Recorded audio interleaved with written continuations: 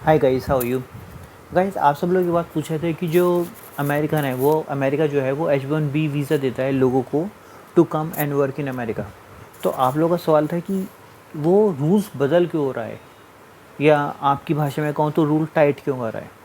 मैं आपको पहले एक बेसिक चीज़ समझाता हूँ, क्योंकि उस बेसिक चीज़ को समझे बगैर आपको यहाँ पे क्या हो रहा है समझ में नहीं आएगा। यूसी नॉर्मल्स में इंडिया के कंटेक्स में बात करता हूँ, क्योंकि मेरे मोस्टली जो व्यूअर्स हैं वो इंडिया के हैं। मतलब ये हर कोई इसको समझ सकता है, बट इंडियंस के लिए इसलिए कह रहा हूँ क्योंकि जो नॉर्मली H1B वीज़ा होता है वो इंडियंस यूज़ करते हैं। तो टू मेक यू अंडरस्टैंड कि हो क्या रहा है एक्चुअल में, वो नहीं जो आपको सिर्फ दिखाया जाता है, जो बैकग्राउंड में होता है। आप पहले समझो कि H1B वीज़ा लाया क्यों गया। यू सी अमेरिका, आपको समझ आ गई अमेरिकन पीपल की एक चीज़ समझनी पड़ेगी।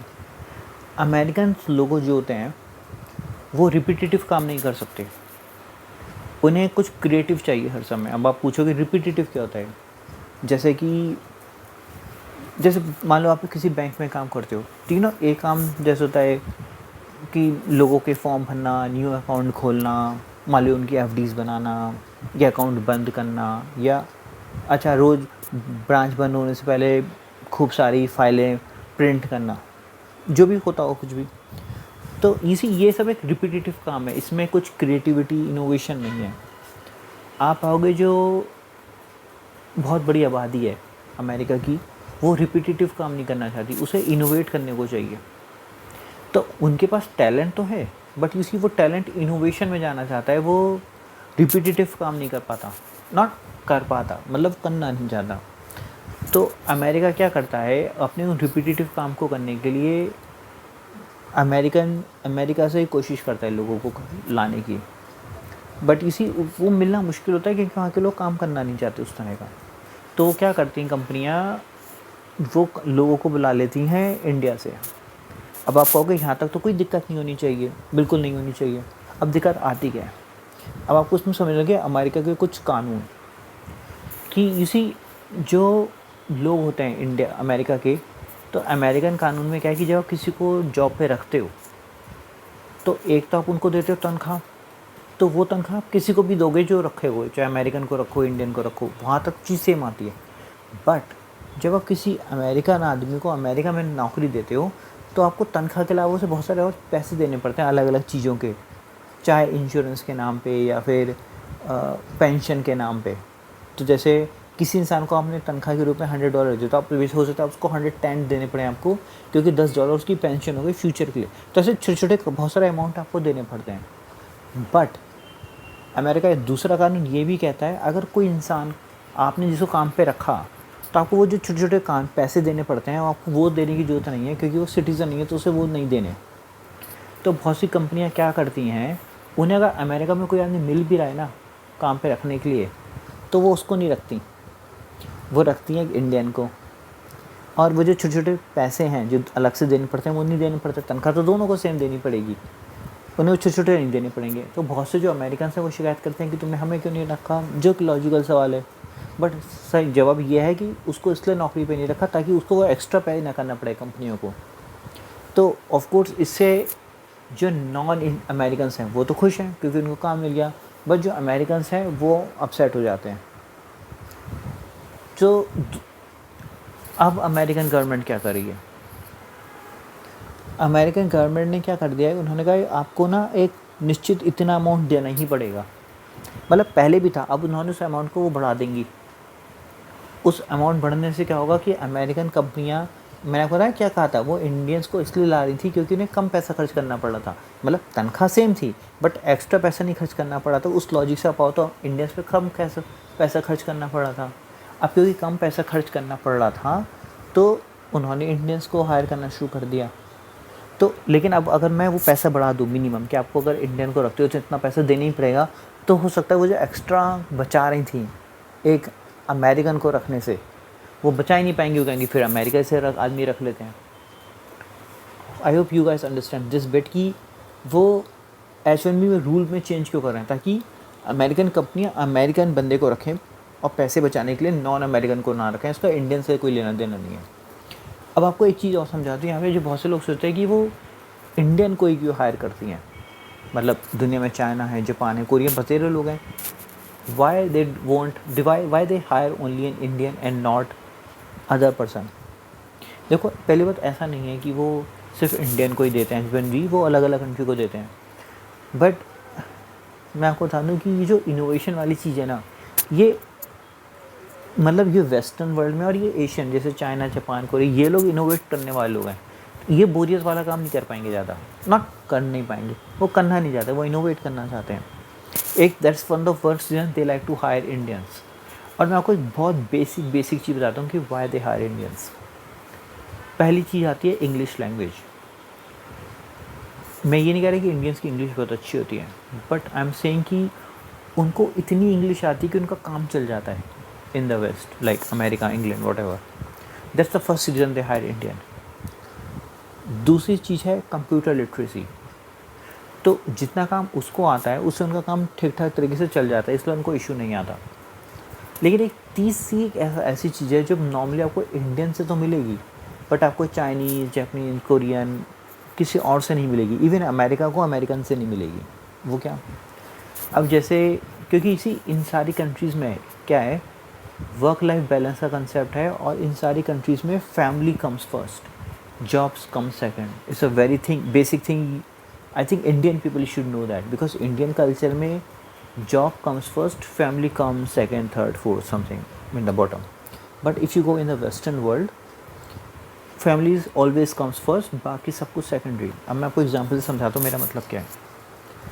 मान लीजिए एक अमेरिकन कंपनी है, मान लीजिए हम अमेरिका में बैठे हैं, मैं एक अमेरिकन बॉस हूँ, मेरे एक अमेरिकन एम्प्लॉई है। मैं इससे कहूँगा कि 25 दिसंबर को आके ये काम निपटा लेना, क्योंकि हमें बॉस को देना है, मतलब किसी क्लाइंट को देना है, तो मेक श्योर 25 दिसंबर को तुम आना और ये सारा काम निपटा देना, और मैं तुम्हें कुछ एक्स्ट्रा पैसे वगैरह भी दे दूँगा, तो उसकी चिंता नहीं है, मनी। आपको पता है वो मुझसे क्या कहेगा? नो। और अगर मैं उससे कहूँगा मैं तुम्हें काम से निकाल दूँगा, कहेगा ठीक है निकाल दो। अब आप समझो उसने ऐसे कहा। 25 दिसंबर की खास बात क्या थी?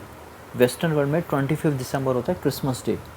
Christmas day is a very family oriented festival. घर में होते हो आप, एक क्रिसमस ट्री लगाते हो, उसमें चीज़ें सजाते हो, छोटे मोटे गिफ्ट रखते हो, बच्चे उठते हैं, फिर वो उस पैकेट को खोलते हैं, सोचते हैं उसे सेंटा क्लॉज ने दिया, बट ऑफकोर्स वो पेरेंट्स ने खुद ही रखे होते हैं gifts. But you see it's a very family oriented festival, ये फैमिली के साथ मिलकर मनाया जाता है। तो कोई इंसान अगर जॉब करेगा 25 दिसंबर को, तो फेस्टिवल कैसे मनाएगा? तो कोई भी अमेरिकन या कोई भी ब्रिटिश या कोई भी इंग्लिश स्पीकिंग वर्ल्ड या कोई भी क्रिश्चियन बंदा काम नहीं करेगा 25 दिसंबर को। अब मैं आपको इस एग्जाम्पल को हल्का सा रिफ्रेश करता हूँ। अब मान लो मैं एक अमेरिकन कंपनी है, मैं एक अमेरिकन बॉस हूँ, मेरे सामने एक इंडियन बंदा बैठा है। मान लीजिए, मुझे नहीं पता, बस एज्यूम करते हैं कि कल 1 नवंबर है और 1 नवंबर होती है दिवाली, इंडिया का एक बड़ा festival, you know, fireworks and all that. मैं इस बंदे से कहता हूँ देखो कल तुम ऑफिस आ जाना, और ये काफ़ी काम है, इसे निपटाना है, क्योंकि क्लाइंट ने मांगा है, उसको देना है। अब क्लाइंट तो अपना कुछ भी हो सकता है, फ्रेंच, इटालियन, उसको क्या ही पता है क्रिसमस एंड ऑल दैट, उसे अपने काम से मतलब है। तो मैं उस इंडियन बंदे से कहूँगा तो इस काम को कर देना, और दिवाली वाली छोड़ो, तुम बस काम पे ध्यान दो, मैं तुम्हें एक्स्ट्रा पैसे भी दूंगा इसके। आपको पता है वो क्या कहेगा? Sure, why not. Did you see why as a company, as a American boss, why I want an Indian over a non Indian? क्योंकि जो दूसरे लोग हैं वो फैमिली वैल्यूज़ को बहुत ऊपर रखेंगे, वो कभी भी इस तरह के सिनेरियो में मुझे यस नहीं बोलेंगे, नो मैटर व्हाट। बट अगर मेरे सामने एक इंडियन है और मैं उससे कह दूँ कि कल ही काम करना है, Holi, Diwali, it doesn't matter, मुझे ये काम चाहिए, मैं पैसे दे दूँगा, जैसे मैं बोलूँगा I will give you money for that, वो प्योरली कहेगा एक शब्द में, यस आई विल कम। कोई ज़िद बहस नहीं, कोई टॉकिंग नहीं, ही विल कम, वो डेफिनेटली आ जाएगा। So I hope you guys understand कि इससे होता क्या है, कि इससे आपको ये तो समझ में आएगा कि वो वो इंडियन को काम पे रखते हैं। H1B वीज़ा में आप इंडियन को क्यों चूज़ करते हो over any other nationality. But आपको ये भी समझ में आएगा कि खाली बात ये इन फेस्टिवल्स में काम करने की नहीं है, बात ये है कि जो एक्स्ट्रा पे करना पड़ता है एक अमेरिकन को, वो मुझे एक इंडियन को पे नहीं करना पड़ेगा, क्योंकि वो इंडियन एक सिटीज़न नहीं है। अब आपको इसमें एक इशू और समझ में आएगा, यहाँ पे बैकग्राउंड में कुछ और भी हो रहा है। यू सी जो इंग्लिश स्पीकिंग वर्ल्ड है जैसे अमेरिका है, उसमें एक सिस्टम होता है।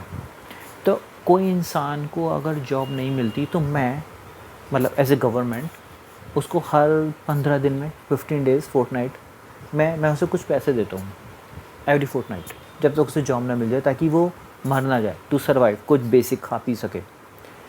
तो जब मैं अब मैं दूसरा मैं जो एक अमेरिकन बॉस हूँ जो सिर्फ इंडियंस को हायर करना चाहता हूँ, गवर्नमेंट मेरी तरफ देख के कहती है ये तुम क्या कर रहे हो, तुम इंडियंस को, ये नॉन इंडियंस को जॉब दे रहे हो, और इधर ये जो अमेरिकन हैं जिन्हें जॉब की ज़रूरत है, अभी मारे मारे फिर इन्हें मुझे खिलाना पिलाना पड़ रहा है। तो अब गवर्नमेंट के लिहाज से सोचो, अगर आप, मैं नॉन इंडियंस को अगर कंट्री से बाहर निकाल दूँ, H1B वीज़ा में ऐसा सिस्टम कर दूँ कि एक अमेरिकन और नॉन अमेरिकन को रखने की जो अमाउंट है वो सेम हो जाए, तो अब एज एन अमेरिकन बॉस मुझे क्या करना पड़ेगा, मैं खाली अमेरिकन्स को ही नौकरी दूंगा। इससे क्या होगा, इनडायरेक्टली वो जो लोग थे जो गवर्नमेंट को हर हफ्ते 15 दिन में उन्हें फ़ी पे करनी पड़ रही थी, उन लोगों की तादाद कम हो जाएगी। तो मान लो जैसे पहले 100 लोग आ रहे थे गवर्नमेंट के पास, वो हमारे पास जॉब नहीं है, तो गवर्नमेंट कहती कोई बात नहीं, मैं तुम्हें हर 15 दिन में मान लो $100 दूंगा। तो जो 100 पीपल थे, अब क्योंकि जॉब मिलने लग जाएगी, क्योंकि इंडियंस या नॉन इंडियंस को आपने कंट्री के बाहर निकाल दिया, और जो लोग H1B वीज़ा के थे वो भी नहीं आ रहे क्योंकि तनख्वाह सेम हो जाएगी। तो वो जो लोग थे 100 पीपल जो गवर्नमेंट के पास आए थे कि हमें फ़ीड करो क्योंकि हमारे पास कोई जॉब नहीं है, वो नंबर गिनने लगेगा 100 से 98, 95, फिर 90। आप समझ गए? गवर्नमेंट का बेसिक एम क्या होता है, वो जो नंबर आता है जो गवर्नमेंट के पास आके कहता है please feed us, we don't have the money, उनको जॉब मिलने लगेगी। और अच्छा, दूसरा इशू, और बहुत से लोग, आप लोगों ने देखा ना कि अमेरिका, लोग पूछ रहे हैं कि all of a sudden America लोगों को बाहर क्यों निकाल रहा है। H1B से खाली टॉपिक नहीं है, वो दूसरे लोगों को भी बाहर क्यों निकाल रहा है। I give you very simple answer to that. You see, हर कंट्री में दो तरह के लोग होते हैं, एक वो जिनके पास अपना घर होता है, दूसरे वो जिनके पास अपना घर नहीं होता, मतलब वो रेंट पे रहते हैं। तो जिनके पास अपना घर है उनसे तो कोई इतना इशू नहीं होता, बट यू सी जो किराए पे रहते हैं उनकी बेसिक चीज़ क्या चाहते होंगे कि उन्हें कम किराए वाला घर मिले। बट इकोनॉमिक्स का एक बेसिक रूल क्या बनाया गया है कि डिमांड बढ़ जाएगी तो सप्लाई बढ़ जाएगी, मतलब कि सप्लाई बढ़ जाएगी तो डिमांड बढ़ जाएगी, मतलब कि जो चीज़ की लोग ज़्यादा अहमियत देंगे उसके दाम बढ़ जाएंगे। तो अगर 100 घर हैं, उसको लेने वाला कोई नहीं है तो उसके दाम कम हो जाएंगे। और मान लो एक घर है कि उसके लेने वाले 100 लोग हैं तो उसके दाम बढ़ते जाएंगे उस घर के। इससे फर्क नहीं पड़ता वो घर किस लायक है कि नहीं, बट क्योंकि उसको लेने वाले हैं इसलिए उसके दाम बढ़ते जाएंगे। That's like economics thing. अब यू सी अमेरिका में क्या है, क्योंकि जब सारी दुनिया भर के लोग अमेरिका में आ रहे हैं तो कहीं ना कहीं तो रहेंगे। तो मान लीजिए वो सब किराए के घर पे रह रहे हैं, तो उससे क्या होता है, इवेंचुअली क्या होगा कि क्योंकि बहुत सारे लोगों को घर चाहिए किराए का, घर है लिमिटेड, क्योंकि घर कोई बना नहीं रहा है उस रफ्तार से। तो आप समझो कि अगर एक महीने में 100 लोग पैदा हो रहे हैं और मैं घर बना एक रहा हूँ, तो उन 100 में से सिर्फ एक को ही घर मिलेगा हर महीने में ना, 99 बिना घर के रहते रहेंगे। तो इससे क्या होता है, इंडायरेक्टली एक चेन रिएक्शन शुरू होगी कि घर की डिमांड बढ़ती जाएगी। तो घर लिमिटेड है और पॉपुलेशन बढ़ रही है जिन्हें वो घर किराए पे चाहिए। तो इससे अफेक्ट किसको होगा। अब यहाँ पे उनकी कोई अहमियत नहीं है जो अमेरिका के बाहर से आए हैं अभी, whatever visa they are on. यहाँ पे वक्त उन लोगों की जो अमेरिकन सिटीज़न हैं, किराए के घर की तलाश में है। अभी तक क्या हो रहा था कि इन्हें घर बहुत महंगा मिल रहा था, they can not afford to rent a house. तो वो लोग क्या कर रहे थे अमेरिकन सिटीज़न, आपने अगर वीडियोस देखे हों, जो लोग यूट्यूब में वीडियो बनाते हैं कि सड़क में कहीं भी एक टेंट रखा है, उसमें एक अमेरिकन आदमी बैठा हुआ है और कहा गया देखो अमेरिका में होमलेस पीपल हैं, मतलब उन पर घर नहीं है। वो होमलेस कौन से लोग हैं, ये वही होमलेस लोग हैं जो घर का रेंट अफोर्ड नहीं कर सकते। और ये आपने रिसेंटली बहुत तेज़ी से देखा होगा, क्योंकि सारी दुनिया में मान लीजिए इमिग्रेशन बढ़ा, अलग अलग कंट्री के लोग आए, तो जो एफ्लुएंट थे उन्होंने तो घर रेंट पे ले लिया। बट हर कोई इतना एफ्लुएंट नहीं होता, जो इंग्लिश स्पीकिंग कंट्री है उस पर इतने पैसे नहीं होते, क्योंकि वो हैंड टू माउथ जी रहे होते हैं। तो अगर किसी चीज़ का रेंट बढ़ा दोगे, वो रेंट बढ़ा दोगे, अफोर्ड नहीं कर सकते क्योंकि तनख्वाह नहीं बढ़ रही उस हिसाब से। मान लीजिए अभी एक घर का रेंट है मान लीजिए $100, अब मैं कहता हूँ उस घर का रेंट है अपना $400, जस्ट लाइक दैट, वो अफोर्ड नहीं कर सकता। It's simple as that. क्योंकि तनख्वाह अगर मान लो मेरी अभी $20 पर घंटे थी, अब मेरी तनख्वाह $100 नहीं हो जाती, वो 3-4 साल में $20 का $21 करेगी मुश्किल से। तो जो रफ्तार है रेंट बढ़ने की वो तो इतनी तेज़ है, और जो तनख्वाह बढ़ने की है वो इतनी मतलब इतनी हिलकी की नज़र भी नहीं आ रही हिलती हुई, और रेंट इतना है कि यहाँ का यूँ देखना पड़े। आप समझ गए? तो यही वजह है कि जो वो आप देख रहे हो ना कि एकदम से आपको लग रहा है कि अमेरिका से इंडियंस को या दूसरों को लोगों को बाहर क्यों निकाला जा रहा है, उससे ये होगा कि पॉपुलेशन कम हो जाएगी और अपनी तरफ से वो कोशिश करेंगे घर बनाने की। तो जो नॉर्मल अमेरिकन सिटीज़न है, जो हमारे वाइट स्किन अमेरिकन सिटीज़न है जो वहाँ रहता है, उसके लिए घर अफोर्डेबल हो जाएगा। आई होप यू गाइज अंडरस्टैंड कि ये सारा चल क्या रहा है, H1B वीज़ा और के रूल्स क्यों टाइट किए जा रहे हैं, और जो दूसरे लोग हैं उन्हें भी क्यों निकाला है। वो बेसिकली इसलिए ताकि जो हाउसिंग क्राइसिस चल रहा है उससे डील किया जा सके। और कहीं ना कहीं इसमें अमेरिकन गवर्नमेंट की गलती है, क्योंकि ये आपकी ज़िम्मेदारी है कि एनफ हाउसिंग हो। अगर 100 लोग हैं तो 100 घर हों। अगर आप ऐसा हमेशा करोगे कि 100 लोग हैं और 10 घर हैं, तो ऑफकोर्स आपस में लड़ते ही रहेंगे ना, इससे घर के दाम बढ़ जाएंगे, उसका कोई फ़ायदा नहीं है। आप 90 लोगों को हमेशा घर मिलेगा ही नहीं कभी भी। तो आपको सिस्टम ऐसा बनाना पड़ेगा कि सबको घर मिल सके। और अमेरिका कुछ वही करने की अब कोशिश कर रहा है, लेकिन वो अभी भी एक चीज़ नहीं कर रहा है कि वो है घर बनाना। आप इस तरह करके पॉपुलेशन तो कम कर रहे हो, बहुत सारे लोग अपने देश के बाहर निकाल दिया, ठीक है, आपने पॉपुलेशन कम कर लिया अमेरिका की, बट आपको घर बनाना, आपको बनाने पड़ेंगे। घर ना बनाना इज़ नॉट ए सॉल्यूशन। आपको घर बनाने पड़ेंगे, ढेर सारे बनाने पड़ेंगे, और अफोर्डेबल हाउसिंग बनानी पड़ेगी। आप लग्जरी घर नहीं बना सकते, क्योंकि जो अमीर आदमी है उसको घर मिल ही जाएगा आगे पीछे।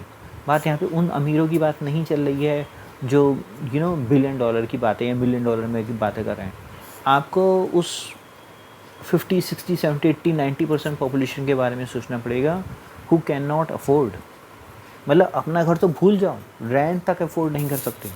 तो आई होप यू गाइस अंडरस्टैंड कि ये सब चल क्या रहा है। गाइस आप भी मुझे अपने सजेशन बता दीजिएगा कमेंट सेक्शन में, और जिसका कमेंट मुझे सबसे ज़्यादा अच्छा लगेगा I will give you love. Thanks for watching the video. दोस्तों अगर आपको ये वीडियो पसंद आती है तो वीडियो को लाइक और शेयर करना बिल्कुल भी ना भूलें, और ऐसी वीडियो देखते रहने के लिए चैनल को सब्सक्राइब करें जो कि बिल्कुल फ्री है। चैनल सब्सक्राइब करने के लिए रेड सब्सक्राइब बटन पर क्लिक कीजिए, उसके बाद फिर बेल आइकन पर क्लिक कीजिए, उसके बाद और पर क्लिक कीजिए।